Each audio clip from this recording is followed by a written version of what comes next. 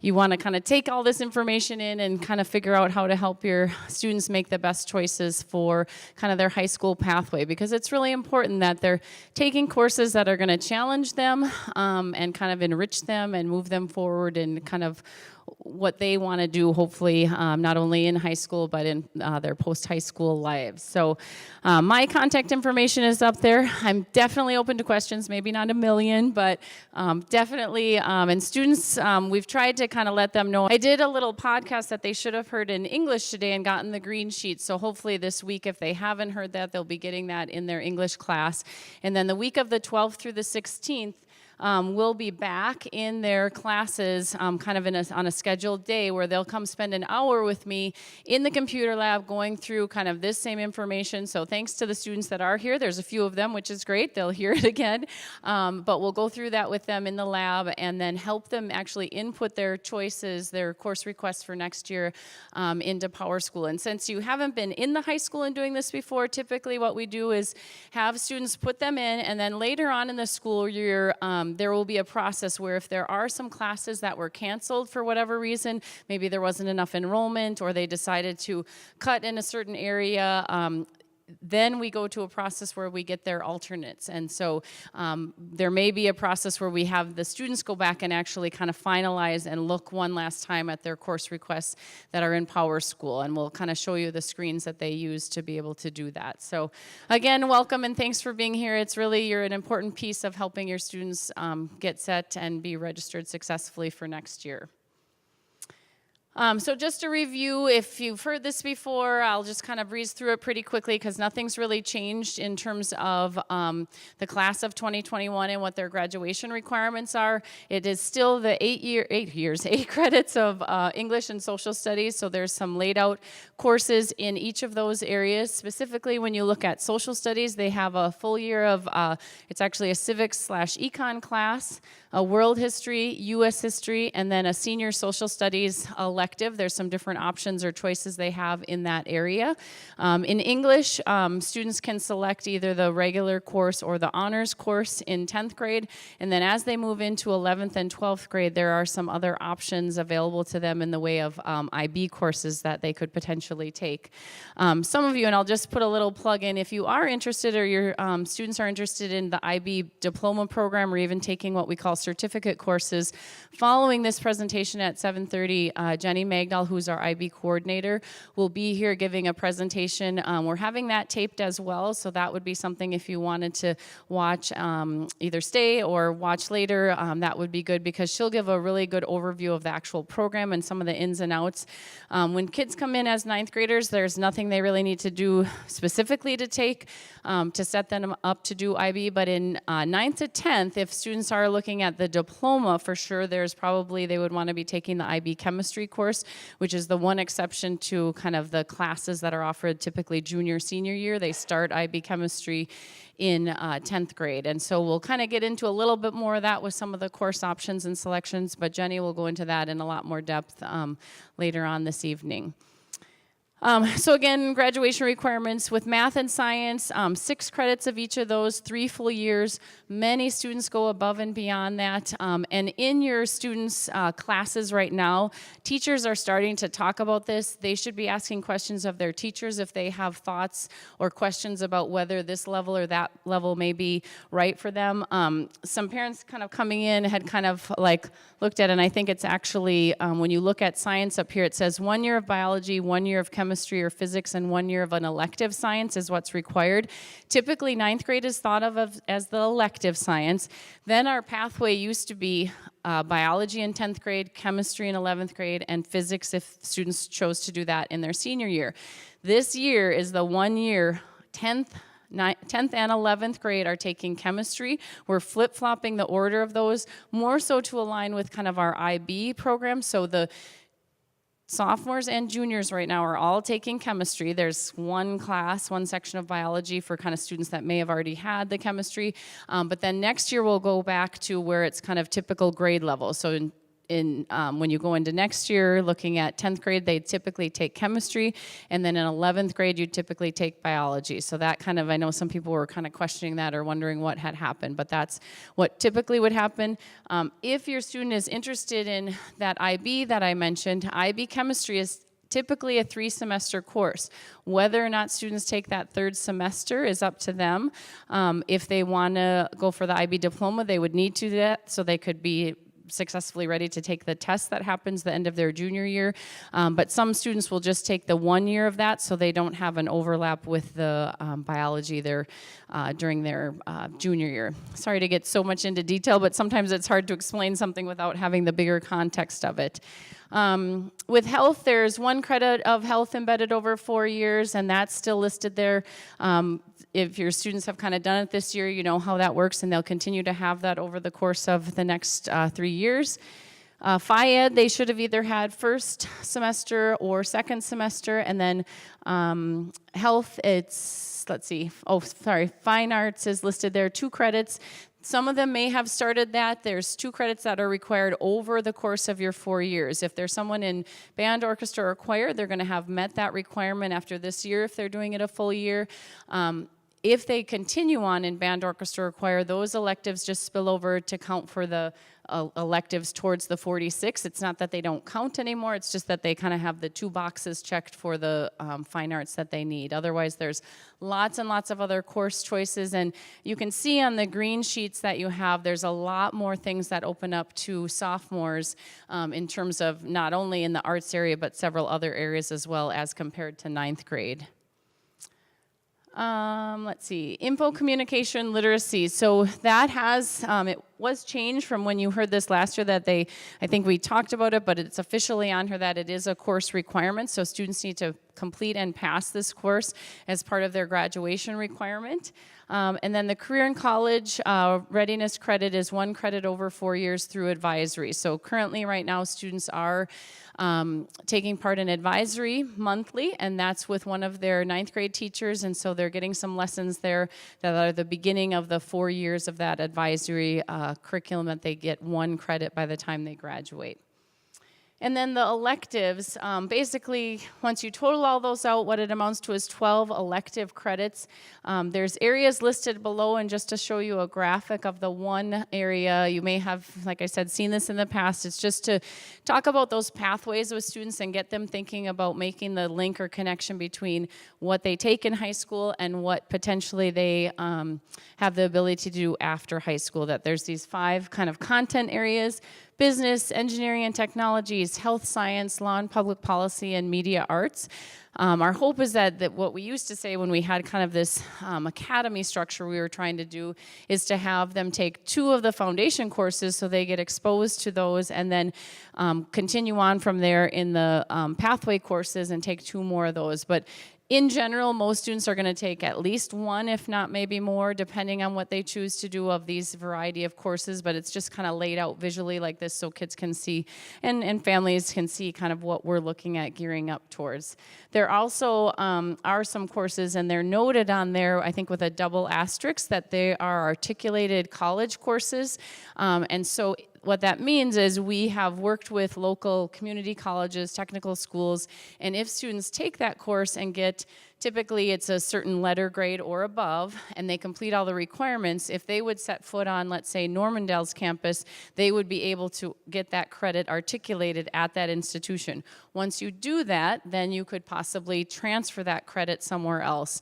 A lot of schools, even we've heard like St. Cloud has, even though they don't have the articulation agreement, they sometimes have considered letting students take that credit even though it's not articulated with that particular school. So that's something. There are, I believe, I want to say 6, but I'm not sure the exact number on there, and they're always working towards more articulation agreements. Just if you haven't looked at this before, right now the 2018-19 information or registration material has all been updated on the website.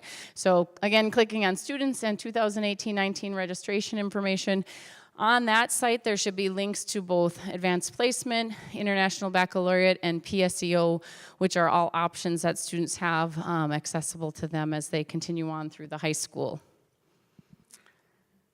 So the official registration sheet color is green this year. That green sheet you have in front of you is what we want students. This is what we want them to kind of use as a tool for helping them prepare for registration in the computer lab. So on Power School, and if they were here with us in 8th grade, they did this with us in the computer labs at the middle school. But many students were new coming in, and so this will be their first chance at actually entering their course request themselves. So they'll log in, there'll be a course request place, and they'll kind of follow along with this sheet. They have their English, social studies, science, and math class to input, and there's the various choices and levels there. Especially since they're in the high school now. I know it's second semester, so they may have started with a new teacher. If they're more comfortable maybe talking to their first semester teacher at this point, they certainly can go back and talk to that person about what they might recommend. Some students maybe are still questioning whether they should go into an honors class in math or maybe continue on the same pathway, or what they would recommend. So we definitely encourage students to talk to their current teachers about placement for next year, even in like the areas of the English and social studies. And a lot of kids will come to me, well, what should I take, AP World or AP Euro? I'm like, well, do you like AP European history or AP World history? You know, they really need to know what they're going into. What is the content that they're going to be covering in those courses? A lot of times kids are like, well, who teaches the course? Well, given everyone's lives and what happens, that could change by next fall. So I think it's really important that they're looking at, again, what they're interested in, what kind of course they want, what they want to get out of that. Because especially in social studies, you'll see there's, jump ahead back to it here, there's two different options. Typically, kids would take world history. There is an AP world history or an AP European history that would hit the same standard. So again, it's their choice what they would want to do there. And then in 11th grade, it's US history or AP US history, or they can go into IB history of the Americas. The pathway sheets, like the math one, those are listed if you've done a little bit of exploring on the website. The 4 big departments, kind of the English, social, math, and science, did grids for me kind of last year or the year before, where there are pathways written out of each of the different kind of curriculum areas. So you can kind of see from that, you know, these are my different choices in social studies as a 10th grader, 11th grader, and then some of the elective options as they go through. So lots of different choices in the areas, but it's helpful to kind of see it in this framework where it's laid out from grades 9 to 10, 11, and 12. Sorry, I keep flipping back and forth here. And then on the back side, so a lot of different choices, and this is where we really just list all the different electives that a 10th grader could take, so they do not have to take something from every box. That's a common question I get. No. So it talks about right here on the front side, there must be 8 boxes checked on the front, and then a total of 12 to 14 boxes checked, including the front side. So if a student were taking a full load of classes, they need 14 boxes checked, front and back. If they want to have 1 study hall, they might have 13 checked. If they want to have 2 study halls, they only need to check 12. Study halls are actually at list down here. They are put in, placed automatically, so kids don't have to register for them. They will just be added automatically. I would say it's in your best interest, if you aren't sure, to always register for 14 classes. It's much easier to drop a class than it is to add one later. That actually helps us a little bit in terms of staffing, that if kids really want that. But if your student knows for sure that there's no way they're going to take a full load of classes, they don't have to register that way either. It's if they know, you know, yep, I'm going to do 6 classes one semester, 7 another, that is perfectly fine too, and leave it that they would have a study hall one of the 2 semesters. Whenever you see single boxes like this, that means that it's a 1 semester course offered first or second semester. In general, like when you look at a course like Pottery 1 and Pottery 2, Pottery 1 is going to be first semester and Pottery 2 is going to be second semester, but there are cases where we have Pottery 1 second semester, for example. It's just dependent on, again, how many kids get signed up for these things, how many sections we have. Many of the classes, though, are 2 semesters, so any of the world languages, they indicate their level and put that in. There's an engineering sequence that students can start in 10th grade. That starts with Engineering 1. Any of the musics have semester 1 and semester 2. So any of those courses, they can do that or indicate, you know, the individual selections they have, like in the business department there.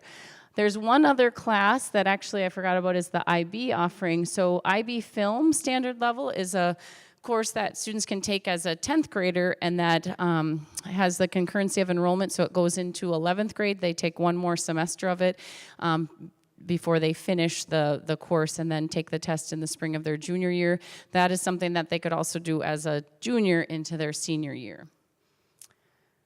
We will ask that students sign off on this, and we would love to have parents or guardians sign, but if they show up in the lab that week of the 12th through the 16th and they don't have it signed, am I still going to have them put in their registration? Yes, I am, because it's our job to make sure every student gets in their course requests for next year, whether or not there's a signature there.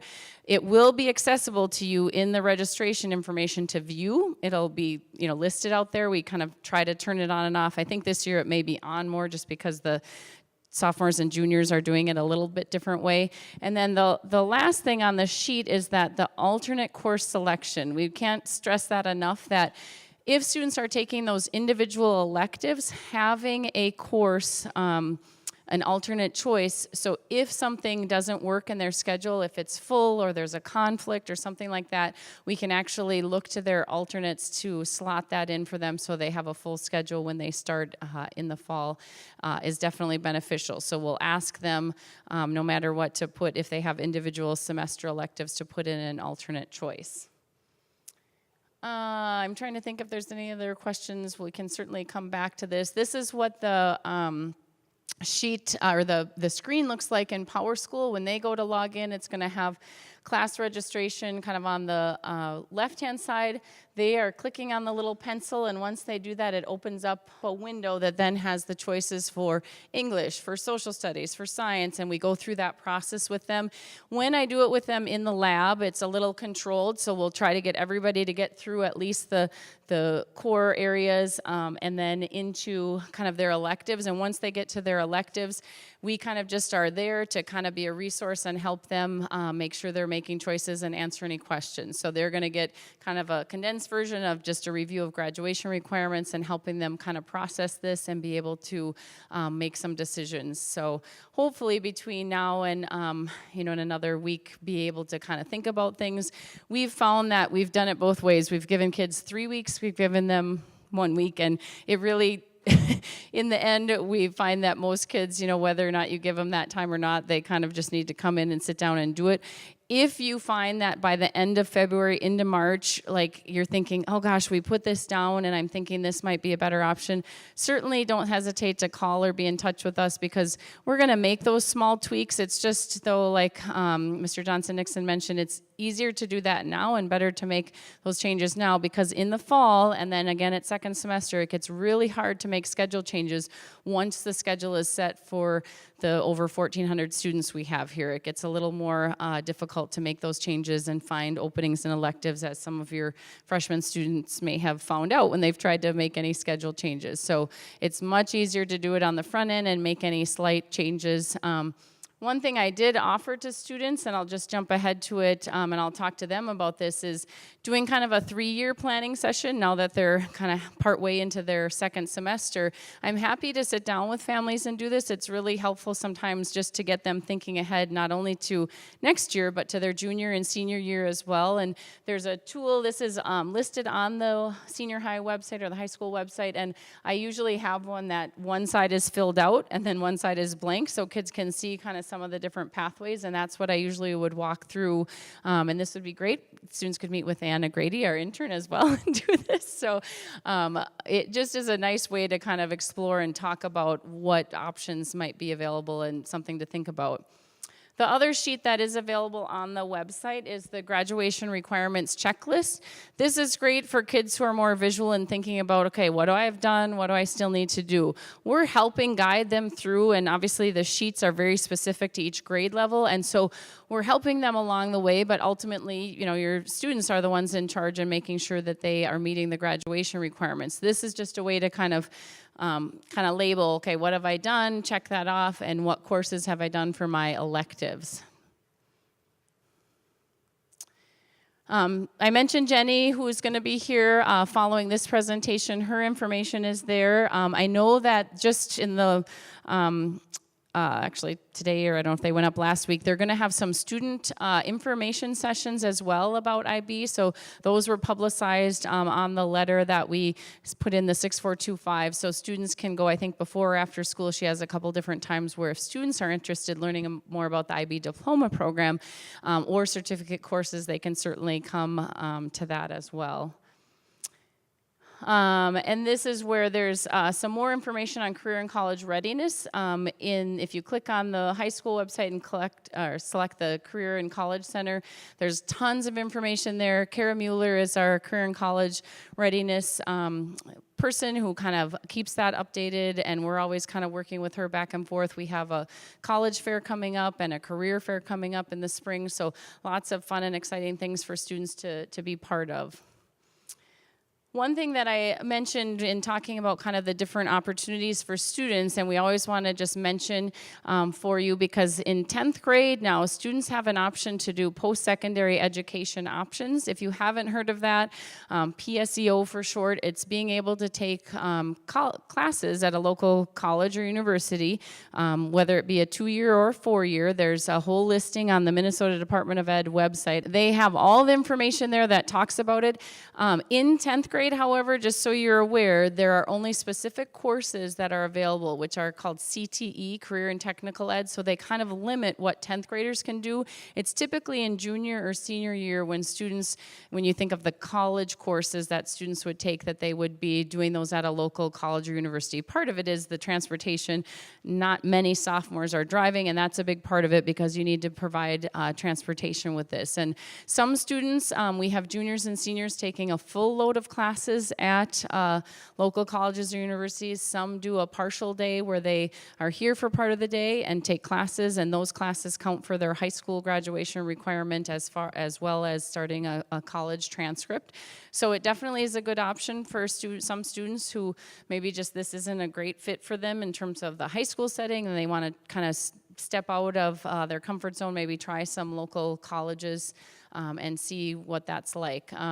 On the flip side, we do have such a wide variety of advanced placement and IB courses that most kids can get that level of rigor that they need if that's what they want, without having the, I'll say, hassle of having to go somewhere, because you think of those days where it snows or whatever, and you have to get down either to the U or to Normandale or North Hennepin to Park and all of that. That's just another big part of it. But I think for some students, it's a great fit if that's something they're interested in. But definitely the Minnesota Department of Ed website is a great resource. We also have things online. If kids are interested, even just to hear about it as 10th graders, there will be presentations coming up over the next few weeks. We'll advertise them for students, and in the 6425, there's a PowerPoint. I don't know that she's updated it yet for this year, but it's the similar information. There's a PowerPoint right now that's on the website that kind of walks through step by step for students if they might be interested in just learning a little bit more about it. A couple other things, just because we have you here and it's a little bit of information that you wouldn't necessarily get other places.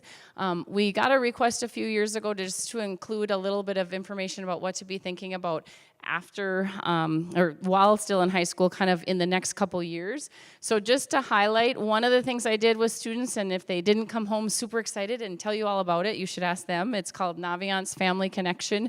They have a username and password to get into a site that is a wealth of information. This is what the welcome page looks like. There's colleges, careers, about me, and my planner. I actually just a few nights ago with my 9th grader was kind of looking through a few things and trying to get him to start to think about, and a lot of it was right here, but we got to start. So I think it's one of those things where the more you start to talk about it, think about it, really get your students to think about what it is they might want to do. There's a lot of different pathways out there, and we're not saying, we tell students this right up front. We know that a 4-year college isn't for everyone, but you want to keep your options open, and this is one resource that helps you kind of look at what those different options are. The students this fall in the careers tab took a short interest inventory that led them to some career clusters, which then they could save and kind of review. So it's a great site and a great resource. This is actually when they are seniors, how they will send their transcripts. There's a document part of it that they send transcripts to. It's all sent electronically. So they'll need to know how to use it later on, but it's kind of put out in front of them for them to use as they wish. This was something I talked about with them, which was it was one of the things that really grabbed their attention, and I know it's kind of hard to see, but they're called scattergrams, and there's actually a couple different sites that are out there that do this, but for students, it was really nice for them to see. Across the bottom, if you can't tell there, it's the ACT, which is scored, this is the college admission test kids take when they're juniors. It's scored on a 1 to 36 basis, and then on the left-hand axis is GPA, and so that dotted line, and I think this was, not sure if it was for Mankato or University of Minnesota Duluth, so it was a way for them to kind of see this is actually St. Louis Park kids that are plotted on here.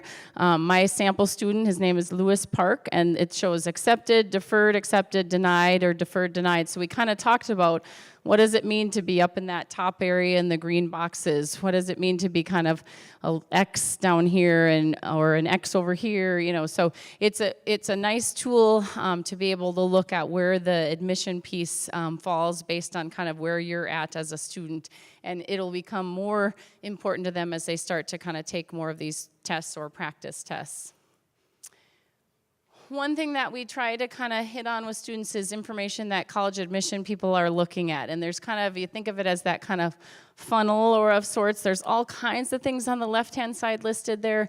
You know, your academic record, test scores, letters of recommendation, essays, student activities, and employment. So all kinds of things, and schools are getting a lot more varied and looking more individually, I think, than they ever had at students' kind of records and what they do outside of school, as Charles kind of mentioned, that well-rounded student, and making sure the university where they're looking at is a good fit for them. And so just some things to consider in kind of moving forward with your students, your children. What does my student take and when? There are a couple different tests. The PSAT is something that is offered in the fall, typically taken in October of 10th and 11th grade. Junior year is why this test has a lot of notoriety, because it's the National Merit Scholarship Competition. Only when students are juniors, though. So typically that's the top 1% of kids across the nation that score. You probably have seen this on the 6425 news. You know, these were National Merit Commended scholars. So there's some notoriety that comes with that. It tests critical reading, math, and writing skills. And then the ACT is something that I was mentioning before, that college admission test. Typically it's in the spring of 11th grade. Probably 8-10 years ago, it was, oh, everybody took it in June, or maybe longer. Everybody took it in June. Now everybody's taking it in April, and now everybody's taking it in February. So it's getting early and earlier when kids feel like they need to take it. But this is a test that's based on what your students are learning all of their junior year, especially when you talk about math and science. So, you know, they can certainly take it, but generally speaking, students do better after multiple attempts. Obviously, that, you know, you get a little practice with the test, but there are a lot of things they can do on their own. We actually have that MCISintocareers.org. There's some kind of help sessions on there. We have been part of the statewide testing, so our juniors have taken this test free. We've tested all juniors. I'm not sure when your students as 9th graders get there what they're going to do, what the testing protocol is going to be, if they're going to still offer it for everyone, but there might be fees involved. I'm not sure. They are trying to make it so it's more accessible to everyone, because typically this is a test you would take on a Saturday at some location, just depending on, you know, where you are. So we'll see what happens, and it's 2021, you guys are still at class, but you can look at ACT.org has test question of the day. You can get sample tests. You can kind of look at what the test is all about if you're interested in that. The SAT test, similar, it's the spring of 11th grade. There are some subject tests for that. The College Board is who governs the SAT as well as the PSAT, and there's SAT subject tests as well that some schools might require. We have a college fair coming up. We're hoping and trying to figure out that ninth graders will have a short opportunity. In our experience with this over the past, it's not the most well used by ninth graders, so we kind of try to introduce it to them, and then in 10th and 11th grade, they have a lot longer time to spend talking to the reps. There's typically about 120 college reps that come in for a fair that we hold in our activity center, which is great. It's part of MACAC. We register for that each year and are able to offer it here on site at the high school, and then there is a career fair that they are part of as well during advisory coming up in the spring. There is an advisory board for that, the business classes and for the academies I was talking about. It started when we went through all that process. So if that's something that you are interested in partnering with school people and you have some business experience, Kara Mueller, who is that coordinator I mentioned, would be happy to talk to you more about that if that's something you want to be part of the board. We've really had some great partnerships with places like General Mills, all kinds of different places where kids are able to have field trips. Hopefully some of your students have experienced that or will in the coming years in the different elective classes they take, because there's some really neat opportunities they can be part of with those opportunities for field trips and kind of getting out there to see what those careers are all about. So my email and phone is listed on there. Feel free at any time to reach out with questions. Send your students in. I know it's always crazy usually after we start to talk about this. Kids are coming in all the time and trying to ask questions, but just assure them or reassure them that if we don't get questions answered or we don't meet and talk about a 3-year plan, we can always meet and adjust that and make any kind of final changes, but that they're going to be hearing this presentation and be able to make some choices. But we wanted to get the sheet out in front of them so they can be thinking ahead to what it is they want to input for themselves next week when we meet. It's going to come fast. So at this point, I'll just entertain if there's questions you feel like would be helpful for the whole group, and I'll try to repeat those. So feel free to just raise a hand. Otherwise, we'll be kind of around afterwards. Yeah. On the website, if you haven't explored it a little, if you're on the high school site and you're under students and 2018-19 registration, when you click on the course catalog here, it has a little X there. Well, now it's all open, but you can see all the different departments on the left-hand side, and when you click on any of them, you'll get the actual descriptions and the grade levels it's open to. And then the pathways that I mentioned, for example, like in English, there's an example of that English pathway. So in 10th grade, you could do this or this. And then in 11th grade, kind of what's required. And then here's the different electives that are down below there. So there'll be some other links here. I know they have AP, that Career Pathways of Study. The IB, and he did do it. PSEO was listed there as well. So those are updated. So that's where you can find all that on the website. And I know everything's as up to date as any changes the departments have made from back in December when we first started talking about it. So great. Other questions? Yeah. Oh, raise.me, that scholarship, is that? Yeah, I've only, she's asking about, there's a, it's been in the 6425, I think, raise.me, and there's a scholarship program, and I think it's, I don't know if you know anything about it, Charles, it's linked to, is that what's the Microsoft guy? Yeah, the scholarships, and I have looked at it just a little bit, so I'm not sure based on anything else that's on there if you've read it. I think kids they can earn money for opportunities or things that they've done, but yeah, I mean, it's worth it if there's something on there that they've done and can start to accrue money, but no, I haven't had any personal experience with it at this point.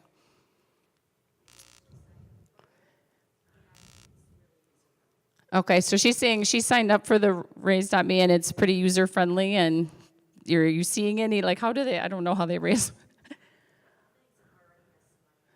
Oh, she's clicked a couple things and already has money in her account, so there you go.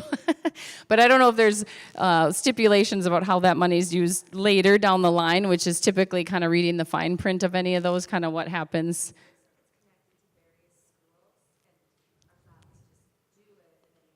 Right, connected to different schools that might have requirements for admission, and at least it's there if you end up going that pathway kind of later on. Yeah.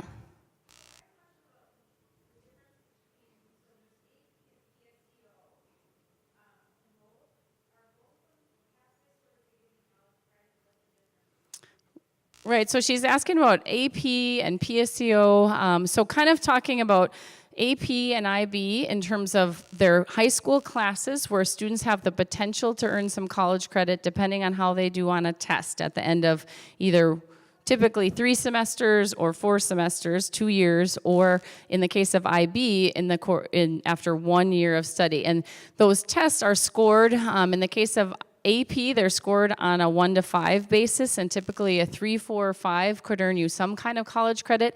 Now, this is really dependent on where you go and what their policies are. And most schools will have listed right on their websites what are their AP and IB credit policies. IB is scored on a 1 to 7 basis with a 4, 5, 6, or 7 earning you some kind of college credit. It's up to students whether or not that information is released to colleges. So you might take an AP class here. It's going to be on your transcript, but that score is your score. So you can release it, you can send it to them. You might never ever want to send it to them, to the schools you're going to. Whereas when you start talking about PSEO, that is actually taking classes at let's just say the U of M Twin Cities. If you go there and take classes, you are starting a college transcript at University of Minnesota. When students are done with that course, we get a copy of that transcript and it gets added onto their high school transcript. So in effect, they're earning college credit as well as high school credit. And it's a little different, the equation. So typically a 4-semester college credit is worth 2 high school credits. So in a semester in college, a student could take an English class, for example, and it all has to do with the hours and how much time they're putting into it. They could take a 4-semester English class and get their 2-credit junior year requirement of English done, for example. So it's a little different in that respect. And sometimes students really want to continue and maybe take their math and science here at high school because they just know their pathway and what they're going to do, and they might try, a social studies or English class at college. Some students may take an elective just to try something at a college through the PSEO program. In general, you just kind of need to think about it that you can never be more than a full-time student, which here is, 6 or 7 classes. So a student couldn't take a full load of classes here and then go and take 3 or 4 university classes. They obviously probably wouldn't have room or the ability to keep up with that, but they just can't be more than a full-time student. That kind of goes along the same lines of if students were going to try online school, for example. There's a lot of online high schools. You hear a lot of radio ads when you're driving now, and it's, that's an option. That's a choice for students. So they can try some of the things that are out there, but they can't be more than a full-time student, just to put it out there. That's an easy way to think of it. Yeah.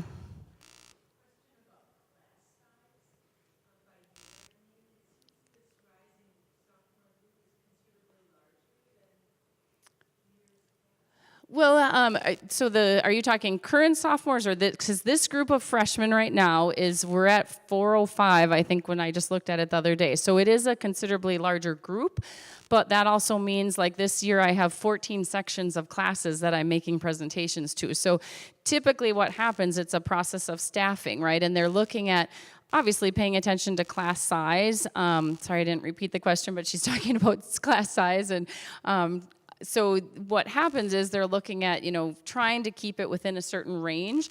Right now, in 9th grade, it's always hard too because we've had kind of that self-selection and going to either regular or honors courses.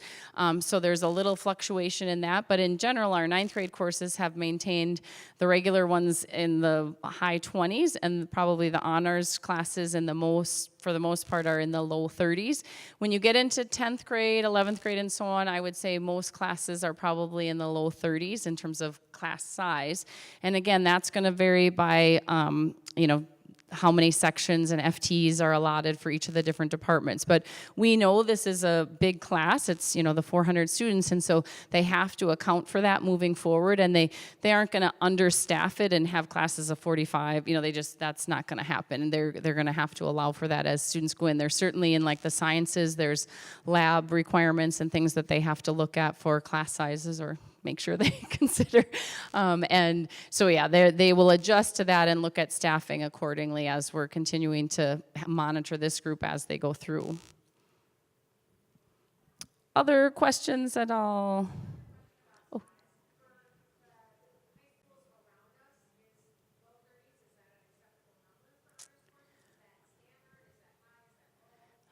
She's asking about science classes, local high schools, and in classes I know of, or where I have other people that I know working there, probably low 30s is pretty typical because of this Barb program that is the Building Assets Reducing Risks program that your ninth graders are part of.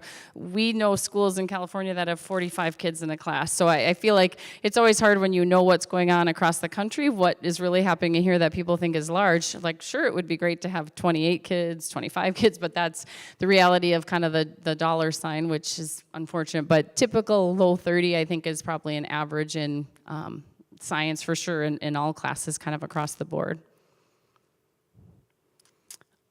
Any other questions?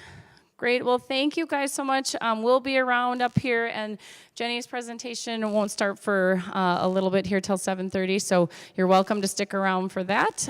But otherwise, thanks for being here and listening for your students.